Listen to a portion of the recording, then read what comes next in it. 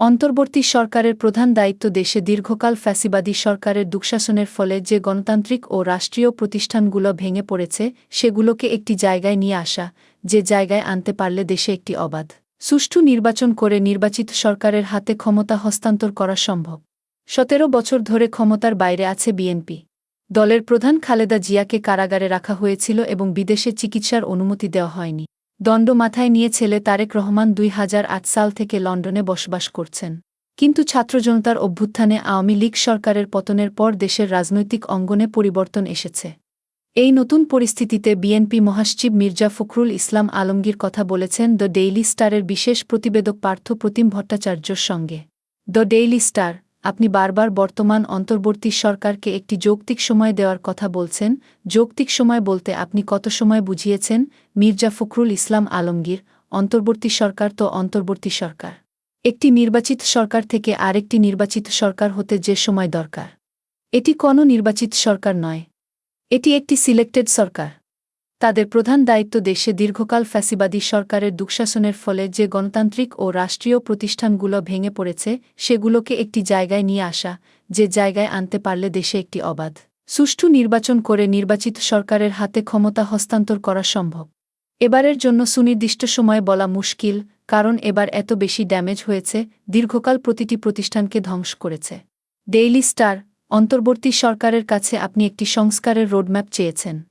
কোন কোন সংস্কার হলে বিএনপি মনে করবে গুড এনাফ? কোন ক্ষেত্রে আপনারা সংস্কার চান? আপনারা ক্ষমতায় গেলে এই সরকারের সংস্কারগুলো সংসদে পাস করবেন কি? মির্জা ফখরুল ইসলাম আলমগীর, নির্বাচন কমিশন প্রতিষ্ঠানটাই নষ্ট হয়েছে। আইনশৃঙ্খলা রক্ষাকারী বাহিনী একবারে নষ্ট হয়েছে। বিচার বিভাগ, যেটা রাষ্ট্রের জন্য সবচাইতে জরুরি, সেখানে দলীয়করণ চূড়ান্ত হয়েছে, দুর্বৃত্তায়ন চূড়ান্ত হয়েছে। এই প্রতিষ্ঠানগুলোর সংস্কার করা খুব বেশি প্রয়োজন। অর্থনীতিতে বেসিক সমস্যা আছে, যদিও এর তাৎক্ষণিক সমাধান সম্ভব না। কতগুলো ইমিডিয়েট পদক্ষেপ দরকার যাতে অর্থনীতি সচল থাকে। ব্যাংকিং সেক্টরে আমূল সংস্কার দরকার। সেটা দ্রুত হয়তো সম্ভব না, তবে শুরুটা করা দরকার। প্রধানত যে বিষয়গুলোতে গুরুত্ব দিতে চাই সেগুলো হলো নির্বাচন ব্যবস্থা, আইনশৃঙ্খলা, সিভিল অ্যাডমিনিস্ট্রেশন এবং বিচার বিভাগ। এই ৪টি বিষয়ে ন্যূনতম যে সংস্কার সেটি হওয়া অত্যন্ত প্রয়োজনীয়। তবে এই সংস্কারগুলো করার আগে বর্তমান সরকারের উচিত হবে সব রাজনৈতিক দলের সঙ্গে, সব অংশীজনের সঙ্গে কথা বলে ধারণাগুলো নেওয়া। এটি করা উচিত এবং এই আলোচনার পরিপ্রেক্ষিতে যদি সংস্কার হয় তাকে অবশ্যই সমর্থন করব আমরা। ডেইলি স্টার, বিএনপির ভারপ্রাপ্ত চেয়ারম্যান তারেক রহমানের দেশে ফেরার ব্যাপারে দলীয় কোনো সিদ্ধান্ত আছে কিনা? কবে নাগাদ তারেক রহমান দেশে ফিরতে পারেন? মির্জা ফখরুল ইসলাম আলমগীর, তারেক রহমান সাহেবকে তো আমরা দেশে ফিরিয়ে আনতেই চাই। তিনি আমাদের অ্যাক্টিং চেয়ারম্যান। দ্বিতীয়ত, উনার বিরুদ্ধে যে মামলাগুলো হয়েছে আমরা মনে করি এবং বিশ্বাস করি সেগুলোর আইনগত কোনো ভিত্তি নেই। পুরোপুরি বানোয়াট, প্রতিহিংসাপরায়ণ হয়ে মামলাগুলো করা হয়েছে। তার ফিরে আসা দেশের জন্য, দলের জন্য খুব প্রয়োজন। ডেইলি স্টার, প্রধান উপদেষ্টার সঙ্গে বৈঠকে আপনারা বিএনপি নেতাকর্মীদের বিরুদ্ধে মামলাগুলো প্রত্যাহারের দাবি জানিয়েছেন। তারেক রহমানের বিরুদ্ধেও মামলা রয়েছে, আপনার বিরুদ্ধেও ৯৮ মামলা। এই মামলাগুলো প্রত্যাহারের ব্যাপারে কোনো অগ্রগতি আছে কি না? মির্জা ফখরুল ইসলাম আলমগীর, আমরা এই মামলাগুলো প্রত্যাহারের দাবি জানিয়েছি। অ্যাটর্নি জেনারেলের সঙ্গে আমরা কথা বলেছি। আমরা এই কেসগুলোর তালিকা রেডি করে সরকারকে দিচ্ছি। পাশাপাশি আমরা বর্তমান লিগ্যাল সিস্টেমে মুভ করছি। অলরেডি আমাদের ২,০০০-এর বেশি নেতাকর্মীর জামিন হয়েছে। তবে কেস উইথড্র হয়নি। তবে আমার বিরুদ্ধে যেসব কেসগুলো একেবারেই ফেক সেগুলো প্রত্যাহার হোক। যত দ্রুত হবে ততই মঙ্গল। ডেইলি স্টার, চেয়ারপারসন খালেদা জিয়ার ট্রিটমেন্টের জন্য তাকে বাইরে পাঠানোর কথা আপনারা বারবার বলেছেন, এখন তিনি মুক্ত, এ বিষয়ে দলের এখনকার চিন্তাভাবনা কি? মির্জা ফখরুল ইসলাম আলমগীর, আমরা চেয়ারপারসনকে বিদেশে পাঠানোর ব্যাপারে কাজ করছি। উনার মেডিকেল বোর্ড কাজ করছে। একদিনে বললেই তো চলে যাওয়া যায় না। তার যে শারীরিক অবস্থা তাতে তিনি ফ্লাই করতে পারবেন কি না, কোন দেশে যাবেন সেটাও এখনও পুরোপুরি ঠিক হয়নি। চেষ্টা হচ্ছে কত দ্রুত তাকে বিদেশে নেওয়া যায়। এটি সম্পূর্ণ নির্ভর করছে তার শারীরিক কন্ডিশনের উপর। ডেইলি স্টার, রাজনৈতিক দল সবসময় নির্বাচনমুখী।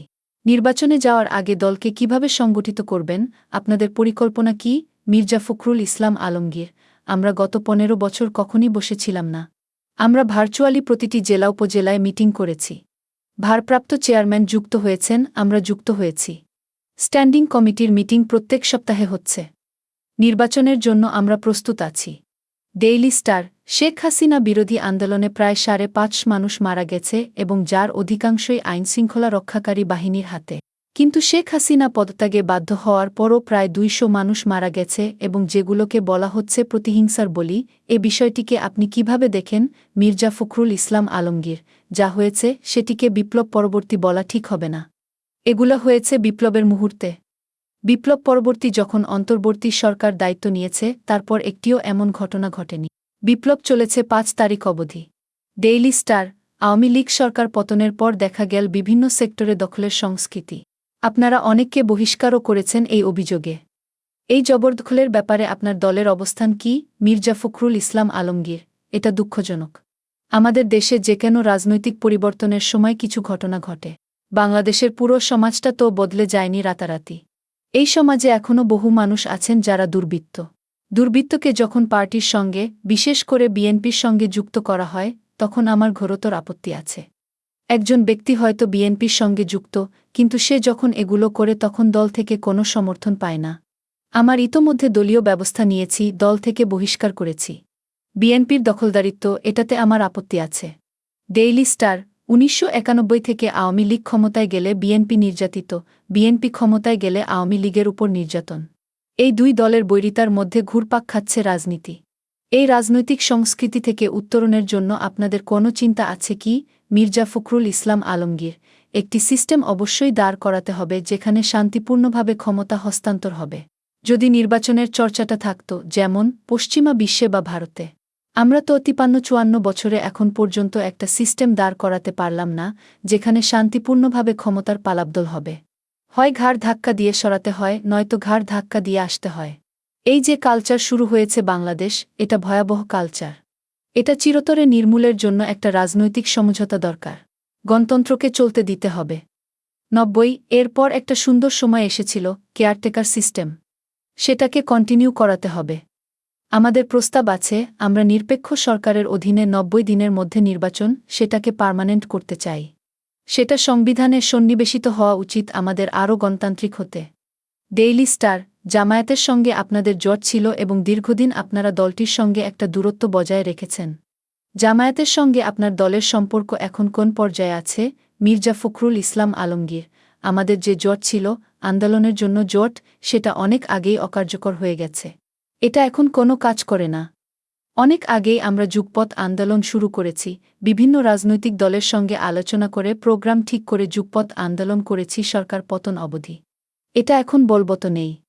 তবে অন্য দলগুলোর সঙ্গে আমরা আলোচনা অব্যাহত রেখেছি, কারণ এখনও কেয়ারটেকার সরকার আছে, এরপর নির্বাচন আছে। সুতরাং রাজনৈতিক দলগুলোর সঙ্গে আমরা আলোচনা বজায় রাখছি, এটা জরুরি। এই মুহূর্তে আমাদের কোনো জোট নেই। আমরা জোটবদ্ধ নই। ডেইলি স্টার, বিএনপির সঙ্গে অতীতের যাবতীয় দ্বন্দ্ব মিটিয়ে ফেলতে আগ্রহী সজীব ওয়াজেদ জয়। বিএনপির সঙ্গে মিলেমিশে থাকতে চাই বলেও মন্তব্য করেছেন জয়।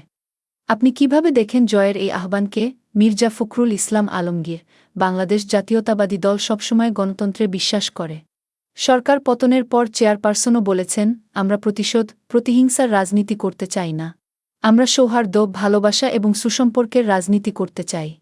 কিন্তু একই সময়ে জনগণের কাছে জবাবদিহিতা একটা বড় বিষয়। আমরা যে কাজগুলো করেছি জনগণ তো তার জন্য আমাদের বিচার করবে।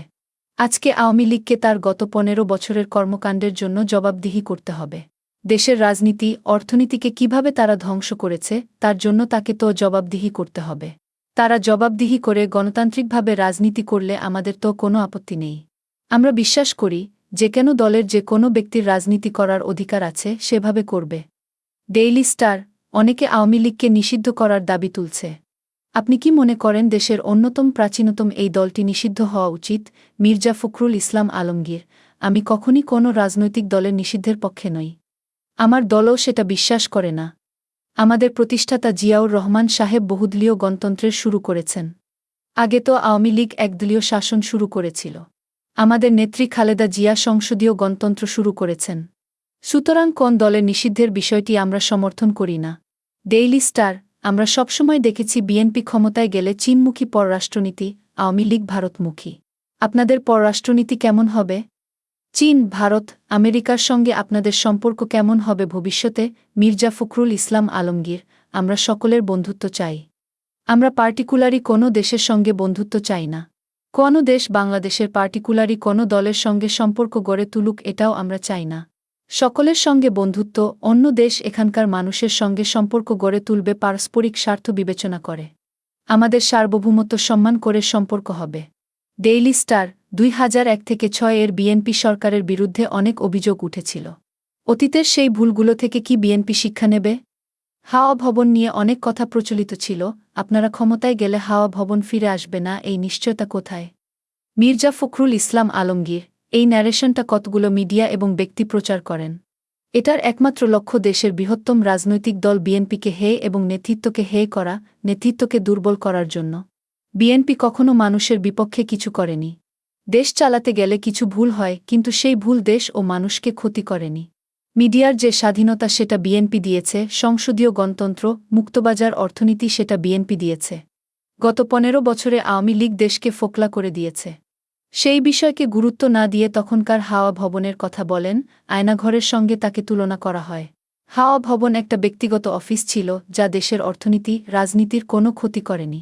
এই নিয়ে একটা প্রজেকশন করার চেষ্টা করা হয়। এটা একটা ষড়যন্ত্র, একটা দলকে হেয় করার জন্য, তার অর্জনকে খাটো করার জন্য। নির্বাচন হোক, তাহলে জনগণই বেছে নেবে কোন দলটা ভালো কোন দলটা ভালো না, কোন নেতা খারাপ, নির্বাচনেই প্রমাণ হবে। কিন্তু চাপিয়ে দেওয়া, এটা করলে ভালো হবে, ওটা করলে ভালো হবে, সেটা নির্বাচনের মাধ্যমেই ঠিক হোক। নির্বাচনে যে আসবে তাকে গ্রহণ করতে হবে। আমাদের আমলে আমরা এমন কোনো আইন করেছি যে আইন গণতন্ত্রের বিরুদ্ধে গেছে? পারবেন না দেখাতে। আওয়ামী লীগের করা সব আইনই গণতন্ত্রের বিপক্ষে গেছে। আওয়ামী লীগের সঙ্গে বিএনপির তুলনা করলে সেটা গ্রস ইনজাস্টিস হবে। আওয়ামী লীগ দেশকে ধ্বংস করে দিয়েছে। আমাদের স্বাধীনতার চেতনা, অর্থনীতি, রাজনীতি, মূল্যবোধ সব ধ্বংস করেছে। একজন বিচারপতিকে মানুষ মারছে, আদালতের মধ্যে অত্যন্ত শ্রদ্ধেয় নেতাদের ডিম ছুঁড়ছে, কারণ মানুষের মধ্যে পুঞ্জীভূত ক্ষোভ। বিএনপি আর আওয়ামী লীগকে এক পাল্লায় মাপলে হবে না। বিএনপি দেশে সবচাইতে ভালোটা করার চেষ্টা করেছে। আওয়ামী লীগ একদলীয় বাকশাল করেছিল, আমরা বহুদলীয় গণতন্ত্র দিয়েছি।